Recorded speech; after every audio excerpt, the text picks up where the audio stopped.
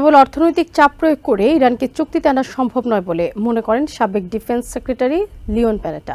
সিএনএনকে তিনি বলেন, বর্তমান পরিস্থিতি দীর্ঘস্থায়ী যুদ্ধের দিকে এগোচ্ছে। এই যুদ্ধ আমেরিকাকে অর্থনৈতিকভাবে ক্ষতিগ্রস্ত করার পাশাপাশি বিশ্বে ওয়াশিংটনের অবস্থানও দুর্বল করতে পারে বলেও মনে করেন তিনি। এদিকে ইরানের ওপর অর্থনৈতিক অবরোধ আরও বিস্তৃত করার উদ্যোগে মিত্রদের কাছ থেকে আমেরিকা যথেষ্ট সমর্থন পাচ্ছে না বলে মন্তব্য করেছেন অবসরপ্রাপ্ত অ্যাডমিরাল জেমস স্ট্যাভরিডিস। অন্যদিকে অবসরপ্রাপ্ত ইউএস এয়ারফোর্স কর্নেল সেড্রিক লেটনের মতে, ইরানের সঙ্গে আঞ্চলিক রেল যোগাযোগ বন্ধ না করলে নিষেধাজ্ঞা পুরোপুরি কার্যকর করা কঠিন হবে। ইরানের সঙ্গে চুক্তিতে পৌঁছাতে ইকোনমিক ডিল বাস্তবায়নের ঘোষণা দিয়েছে ওয়াশিংটন। তবে শুধু অর্থনৈতিক চাপ প্রয়োগ করে চুক্তিতে পৌঁছানো কিংবা যুদ্ধে বিজয় নিশ্চিত করা সম্ভব নয় বলে মনে করেন সাবেক ডিফেন্স সেক্রেটারি লিওন প্যানেটা।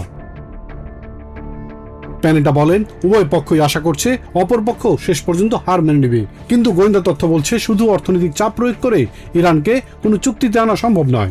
একই সঙ্গে প্যানেটা বলেন, বর্তমান পরিস্থিতিতে দীর্ঘস্থায়ী যুদ্ধের জন্য প্রয়োজনীয় সব উপাদানই তৈরি হচ্ছে। এর ফলে আমেরিকা অর্থনৈতিকভাবে ক্ষতিগ্রস্ত হতে পারে এবং বিশ্বে ওয়াশিংটনের অবস্থানও দুর্বল হয়ে পড়তে পারে বলে মনে করেন তিনি। অর্থনৈতিক কঠোর নিষেধাজ্ঞা বাস্তবায়ন করতে মিত্র দেশগুলোর প্রতি আহ্বানেও উপযুক্ত সমর্থন পায়নি আমেরিকা বলে মনে করেন সিনিয়র মিলিটারি অ্যানালিস্ট অবসরপ্রাপ্ত অ্যাডমিরাল অ্যালাইড কমান্ডার জেমস স্ট্যাভরিডিস। তিনি বলেন, চায়না সবার আগে এই নিষেধাজ্ঞায় অংশ নিতে অস্বীকৃতি জানিয়েছেন। এয়ারফোর্সের সাবেক কর্নেল সেড্রিক লেইটন বলেন, শুধু নৌ অবরোধ করে অর্থনৈতিক নিষেধাজ্ঞা শক্তিশালী হবে না, তার জন্য ইরানের সাথে তুর্কমেনিস্তান হয়ে রাশিয়া ও চায়নার সংযোগ রেলপথগুলো বন্ধ করতে হবে, না হলে নিষেধাজ্ঞার কার্যকারিতা খুব কম হবে বলেও মনে করেন তিনি। ইউএস ডিফেন্স ডিপার্টমেন্টের সাবেক মধ্যপ্রাচ্য বিষয়ক অ্যাডভাইজার জেসমিন এল গামাল বলেন, হরমুজ প্রণালীকে ট্রাম্প নিজেদের অংশ বলে দাবি করেছেন। এটি গ্রিনল্যান্ডের মতো প্ররোচনামূলক আচরণ বলে উল্লেখ করেন তিনি।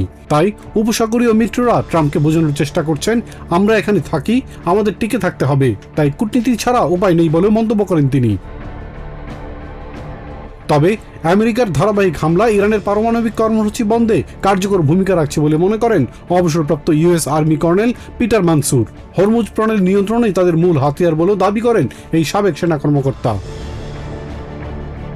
Ilias Kamal, TVN 24 news desk.